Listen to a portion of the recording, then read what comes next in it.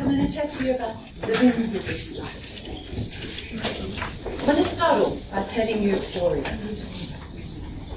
It was a cold day in London. Theo and I had been travelling, and we'd been there for about 2 weeks. And, you know, as travelling goes, by the end of your trip, you're tired, you're a bit grumpy, and you're reluctantly looking forward to getting home. And this is how we were. It was quite a strange thing though, because as Theo stepped off the pavement, looked back at me and said, "Come on, Law," I realized, I could see in his eyes that absolute excitement for being on this planet. And it was quite contagious. And it got me thinking, what makes some of us thrive on this earth? What makes others of us just survive? And still others of us just tiptoe through life, waiting to get to our own death safely. And it was a big question for me. I spent time thinking about this, and I thought about some of our role models, some of the people that we hold in high esteem, the Medibas of the world, the J.K. Rowlings of the world, even the Stephen Jobs of the world. Were these people great because of their circumstances, or because of their finances, or in spite of those things? And in each of these, it was in spite of those things that they found their greatness. You know, sadly, Theo passed away on the 19th of October 2016. But his legacy stays behind. And his legacy of how to live your best life and suck the marrow out of this place called Earth stayed behind. And I'm going to share some of those things with you. I came up with a framework. And this framework starts off by saying, well, who are you right now?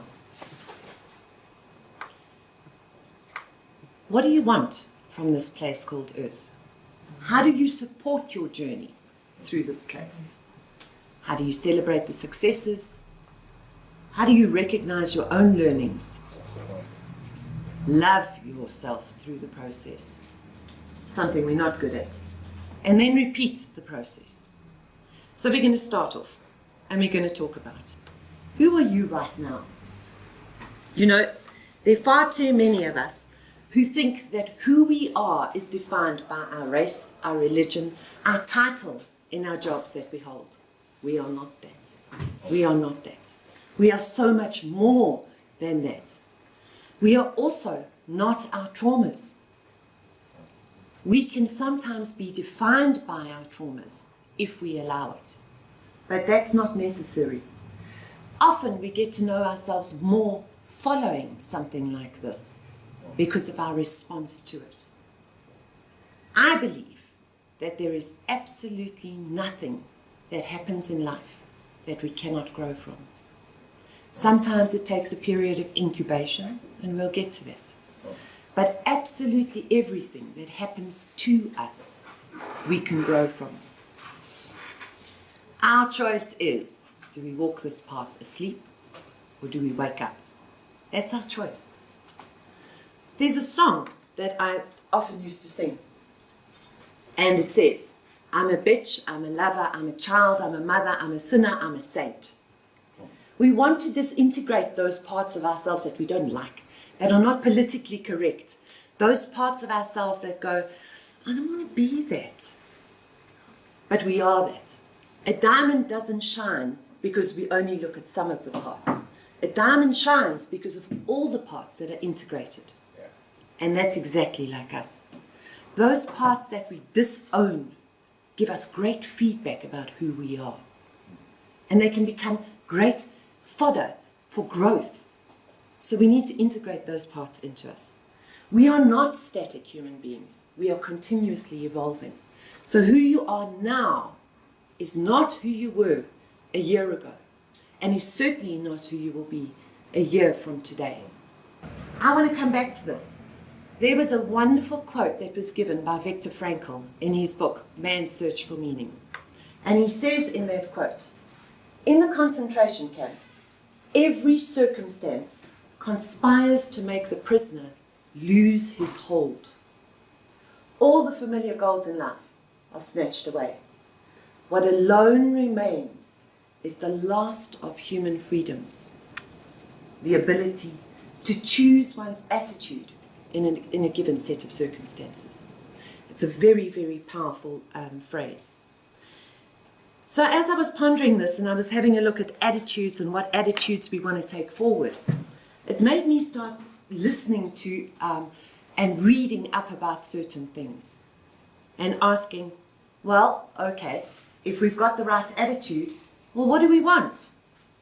And in Conversations with God, it talks about 3 ways to get what we want. It talks about be, do, and have. So, let's give an example. If I want to have compassion, the theory is I need to be compassionate. I need to do compassionate things for other people. And the minute that I start doing, and the more that I'm doing, I realize that I actually have compassion.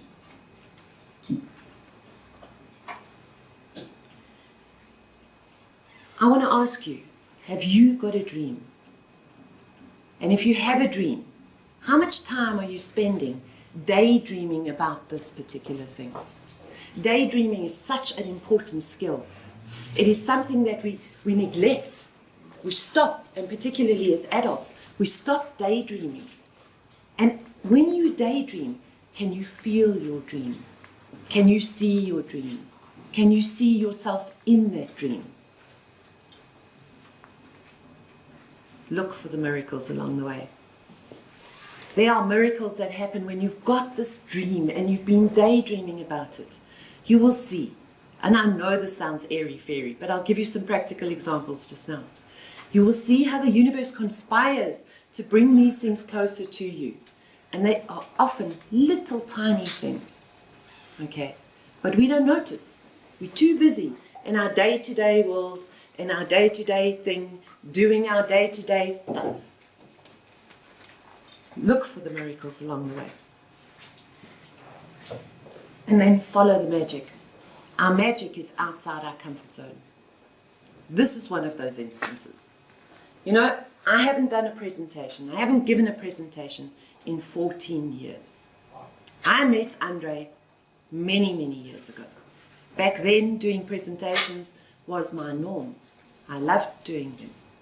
I then started my own business called Vital Vibes, and I stopped doing these things. And going through this, my own personal transition from being what I was as Theo's fiancé to who I am today meant that I needed a new dream, meant that I needed to look at something differently. And the little miracle was when Andre, after 14 years, writes to me and says, come and do a presentation.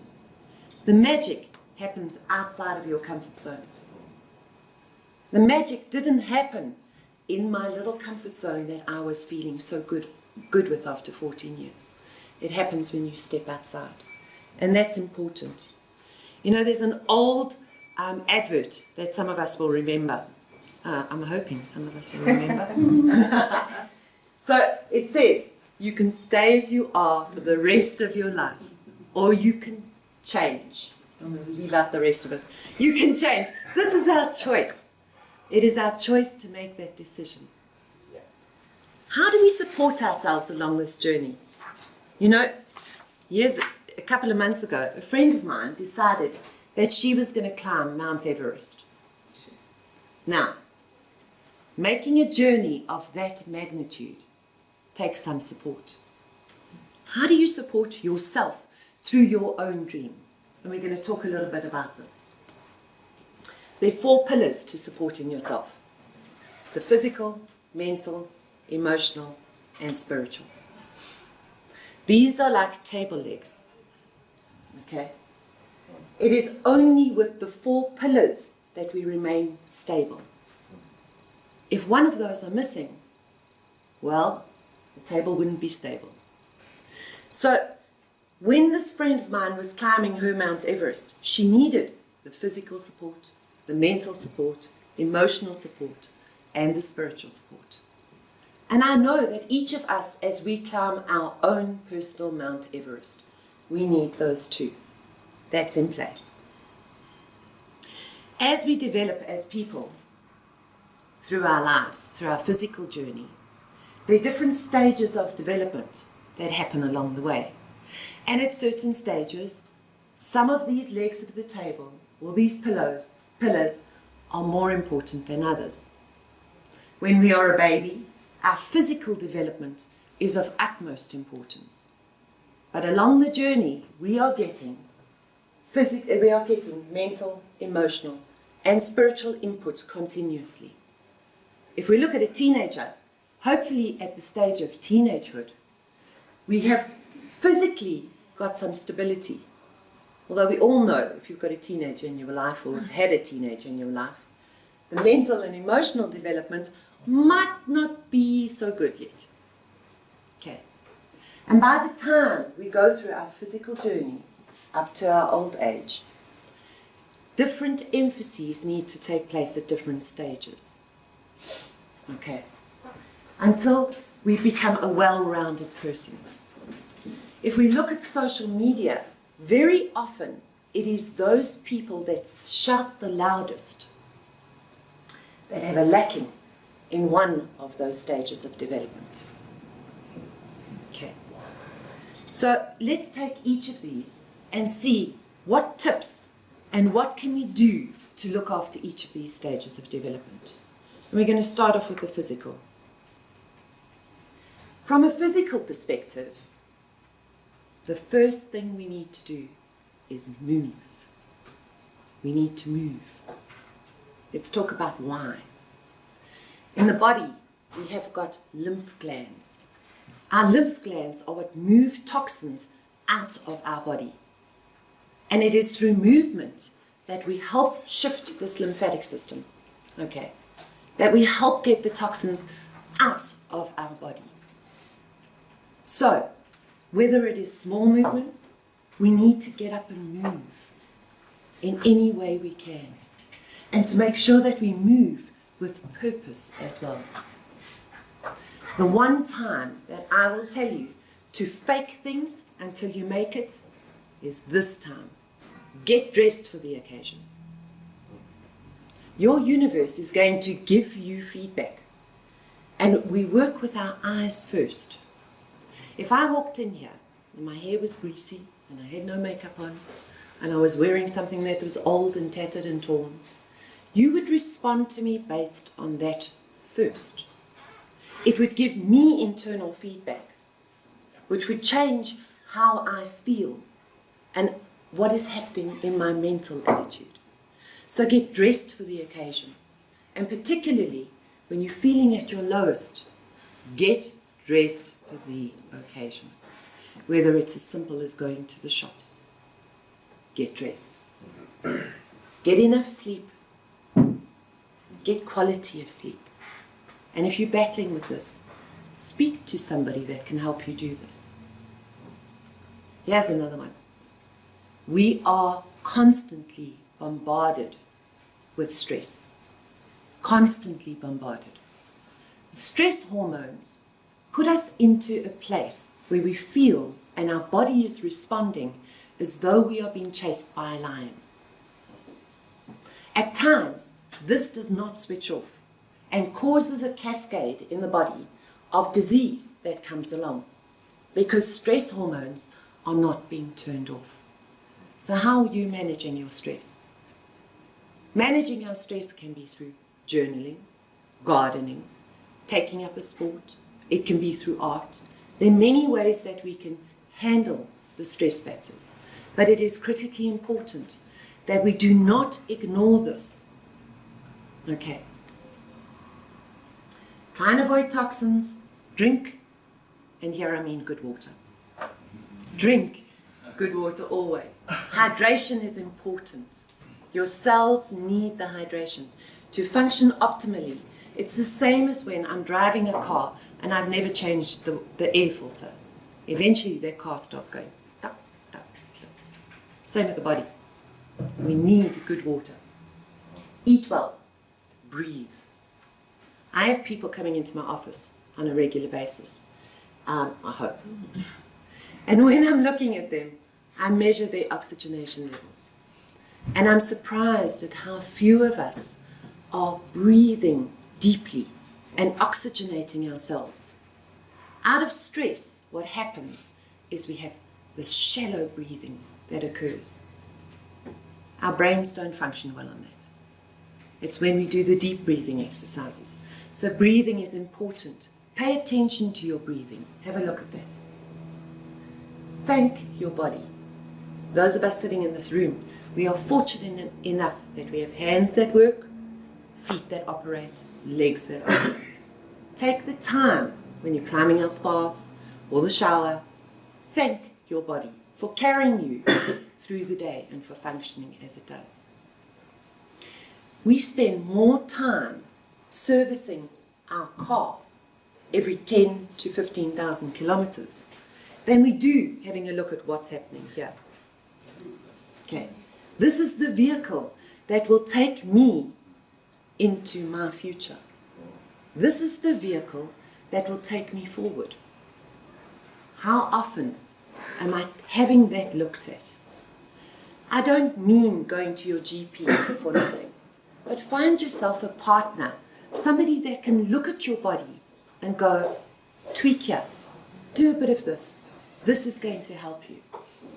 Somebody that can look at your stress levels and help you cope with what's happening in your body, so that fight or flight response is not turned on permanently. Okay, that's one pillar. Let's have a look at another. The mental wellness is critically important. The mental wellness is how we think about things. In what manner do we think about things? What do we take forward? We hear the saying, birds of a feather flock together. Who are you surrounding yourself with? Is it people who are keeping you stuck in the drama and the trauma? Or are you surrounding yourself with people who are going, what's the next step? How do you get out of the drama and the trauma? Because this is critically important. We also need to change the tone with which we speak to ourselves. You know, often we carry guilt and we carry negative thinking. This will paralyze us. From that negative thinking, we can create awareness, which is a mental attitude. Awareness that says, hold on, Laura, maybe you could have done it differently. Maybe that wasn't the best response. Because awareness can mobilize me into the future, whereas guilt paralyzes me. Don't be so hard on yourself, and take responsibility for what is happening around you. I have many people who come into the office and who are sitting in their victimhood, enjoying it, gathering as much info about it, gathering attention for their victimhood. It is those that say, I've learned from this. It is those that say, I have more. I am not the victim of my circumstances. Those are the ones that can heal from wherever they're sitting at. So don't be the victim. If you want to not be the victim, go out there and help someone else. There is always somebody who's in a worse position than you are. Go and help them.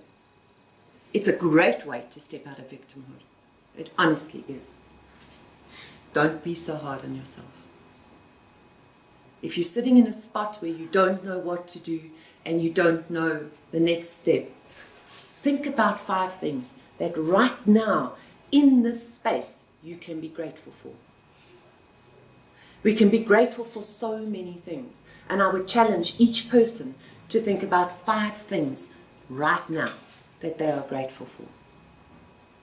And tomorrow when you do the exercise, think about 5 different things. Not the same. There's no challenge in that. 5 new things that you are grateful for. I've got to come back to this one over here. Smile and sing. It sounds so petty. It sounds so small. However, these things change the chemistry in your body. Smiling and singing changes physical chemistry. When people come to see me, one of the things I measure is their serotonin levels. Now, serotonin is the happy hormone in the body. It's a fragile hormone, though.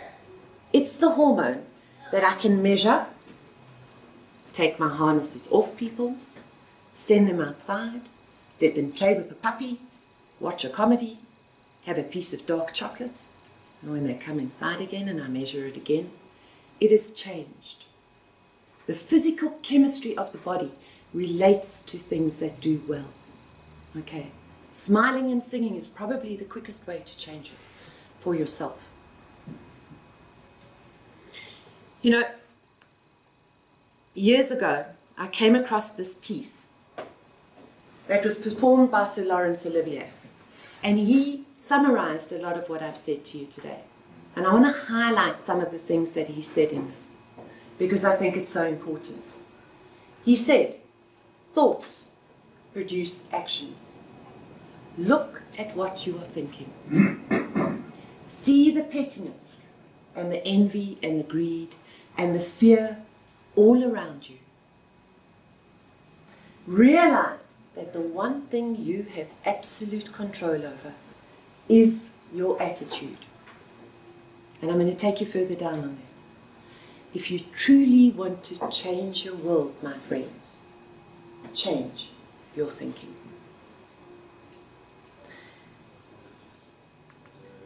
You know, we go to school and we spend so much time at school valuing this. We test this. We test our memory. We test our thinking. We then go to business, same thing happens. It's all about this. This is what is valued. We say it in our language. We even say it to our children. Look at our child and we say, think. It's all about this. There are many memes that say the greatest divide in the human body is between the 2 ears. However, I totally disagree with that. The greatest divide in the body is between here and here. The head and the heart. That is the greatest divide in the body.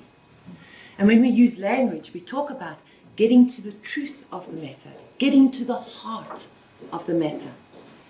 So we say these things in our language, and yet everything around us supports the other, and not this one over here. People come to me and I say to them, what are you feeling? I'm fine. Fine is not a descriptive word. Fine doesn't tell us about an emotion. Okay. There are so many words that tell us about our feelings, and so many of us are divorced from that. We are so separated from it that some people need to sit down with a list like this and go, what am I actually feeling? But even when we have a list like this, we know that the greatest divide between the head and the heart, it was once said, a smart person makes important decisions simply with their brain, but a wise person includes their heart in this. When we start looking further, that long list of emotions that are so complicated have got roots in 5 emotions. And I'm going to take you through the 5 fundamental emotions. We have grief, anger, envy, fear, and love. Now, each of these emotions we see on a daily basis. We see it around us. These emotions can either be expressed, and they are positive, or they can be suppressed or repressed, and then they have a different consequence. So let's talk a little bit about what happens with each of these. When grief is expressed, it is a natural way of letting go. It's an expression of sadness. We can have grief for many things. We can have grief for losing a contact lens, or grief for losing a loved one. But when grief is suppressed, it turns into chronic depression. When anger is expressed, it is our ability to say, no, this is not okay for me. Anger is one of the most positive emotions in the world. It is out of anger that things are pulled down and then built up. But anger that is suppressed turns to rage. Envy that is expressed becomes, I want to try harder, I want to succeed. Envy that is suppressed becomes jealousy. Fear is a learned response. It is taught to us by our parents. It is taught to us by society. Fear keeps us alive. It creates caution. However, fear that is suppressed becomes panic. Love. The biggest word in the dictionary, love. Love is an expression that is good enough on its own. It is sufficient in itself. However, when love is suppressed, our rules, regulations, it becomes possessiveness. If we look at these things, if we look at depression, rage, jealousy, panic, possessiveness, it is these emotions where wars are created and people are killed.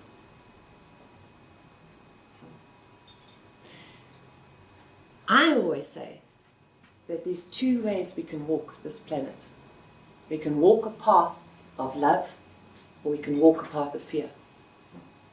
Those two paths are separate paths. They're not the same.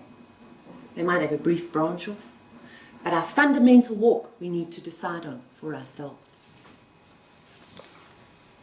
Let's have a look at some of the spiritual wellness. The last leg. Our spiritual wellness is about being mindful right now. Taking a look around us, noticing the small miracles that happen along our journey. When Theo and I were busy with his cancer treatments in India, we had a miraculous experience. And it was only because we were looking for these miracles that we found them. Because we looked for the miracles along each step of his journey. So, the story goes like this. In India, I don't know if any of you have been there, but 2 lanes of traffic is literally 4. And we were trying to cross the road. We'd navigated our way across the first 4 lanes of traffic, and we were standing on a concrete barrier in the middle of the road, trying to navigate the way across the next 4 lanes of traffic. We'd probably been standing there for about 20 minutes. It was just crazy. It was absolutely crazy. And the next moment, somebody came up, took Theo's hand, stopped the traffic, and took us across. And we went, wow, that's fantastic. So lovely. That same person came to pick us up from a hotel at 3 o'clock in the morning when we didn't expect it. We didn't know. And it was as we climbed into his tuk-tuk that we realized this is the same person.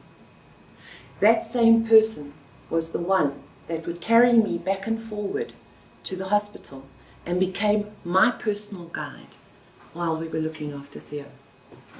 And it all happened by accident. It was a little, one small miracle where we knew we were being looked after. Here's another one. Forgive, forgive, forgive. If you want to look after your spiritual wellness, forgive. You don't forgive for the other person. You forgive for yourself. When you are carrying hurtful feelings, it's like you taking the poison and expecting them to become ill. Forgiveness is for you, and forgiveness happens in layers. So you forgive today for something, and as you go through that experience, you find another layer of forgiveness. And in each layer of forgiveness, there's new knowledge about who you are, and more information that takes you forward. So forgive, forgive, forgive. Another one for your spiritual wellness is to be still and listen. We are bombarded by so much on a daily basis. Be still and listen. This is sometimes called meditation, but I don't care what people call it. In essence, it's the same thing. Be still and listen. And lastly, see nature. See outside of man-made structures, because there you will truly see the beauty. This is the inside of a sunflower.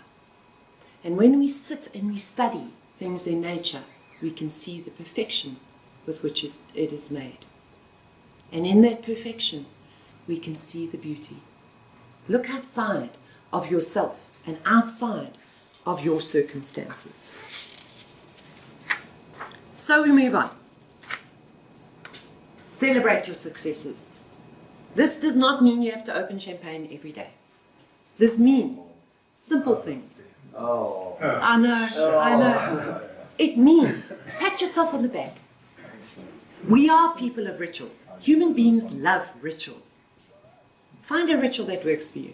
It might be a massive bubble bath with a glass of wine. It could be simple things. But celebrate your successes on a daily basis. Celebrate who you are. And ask yourself, what do I know now that I didn't know yesterday? How have I grown? Because, you know, when life gives you doggy-doo, you can either sit and wallow in it, okay, or alternatively, you can make some fertilizer and grow some flowers. That is our choice. We're all going to have this in our life at some point in time. Are we wallowing? Are we creating fertilizer? Love yourself. Love yourself through the process. I think it's in the Greek where they have a word that talks about selfless love. In English, we talk about if you love yourself, you're selfish. Okay. Selfish means that I am doing things only for me. The other word that I refer to is the kind of love that says, I need to fill me up so that I can give out. Because that is selfless love. But we are so hard on ourselves. We need to take time out to love ourselves.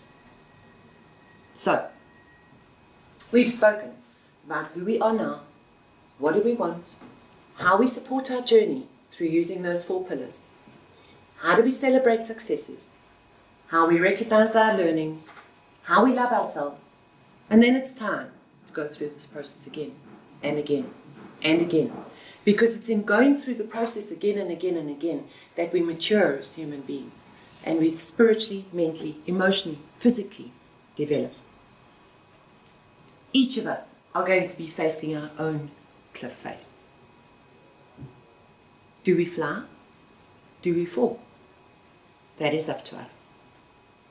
Years ago, I used to work in a rehab facility, and I watched these people face their own cliff faces.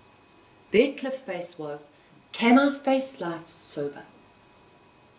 Can I face a new reality being different inside? And they used something called the creed. And the creed became a beautiful poem to me that inspired me on so many levels. And I want to share this with you. I've taken a bit of poetic license with some of this. But it says, I am here because there is no refuge from myself. Until I can confront myself in the eyes and hearts of others, I am running. Until I can suffer them to share in my secrets, I have no safety from them. Afraid to be known, I can know neither myself nor any other. I will be alone. Where else but on this common ground can I find such a mirror? Here, together at last, I can appear clearly to myself as both the giant of my dreams, and the dwarf of my fears, and as a person, part of the whole, with my share in its purpose. In this ground I can take root and grow, not alone anymore as in death, but alive to myself and to others. The journey takes time, but the journey takes awareness. And I want to ask you, this was Theo's legacy. What's yours? Thank you.